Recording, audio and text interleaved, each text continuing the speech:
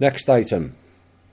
The Federal Reserve on Tuesday, due to failing in other attempts to stop Trump and the trust pushing forward, they got their hackers out again and created a firewall around the whole Treasury and preventing all transactions in and out of the Treasury.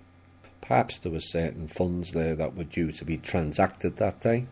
Anyway, that issue was fixed, and so then they decided they would compromise the Treasury terminal and also the President's own financial terminal to block all transactions in and out. Now, work was underway on Wednesday to repair both terminals and was fixed by the team earlier this morning. Next item.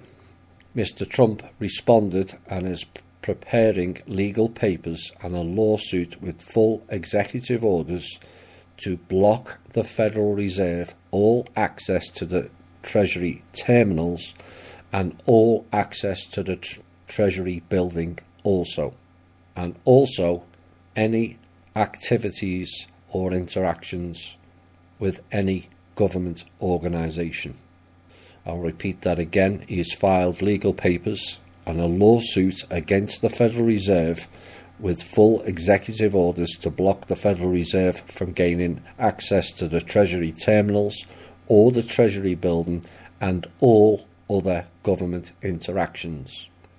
We will have further details on that when available, and essentially from a public perspective it closes down the Fed, although I personally believe we need authorities should storm that building and close it down altogether now. Why? Because it's an enemy of the state. That is my personal opinion. Following up on last week's intel, the news that Wells Fargo contacting us for a meeting and work out deals. Predictably, they backed down on Friday. Why? Because the RV was paying out on Monday. And you all know what happened on Monday. It failed. Oh dear. Now you know why panic has really set in.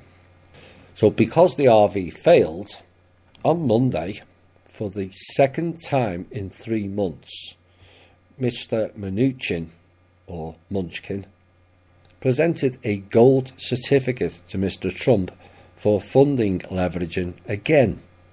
A gold certificate that was found out to be fraud again, committing fraud within the government post.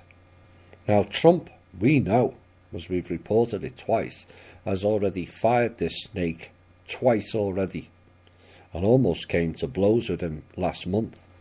And yet he still lingers around like some bad curry meal.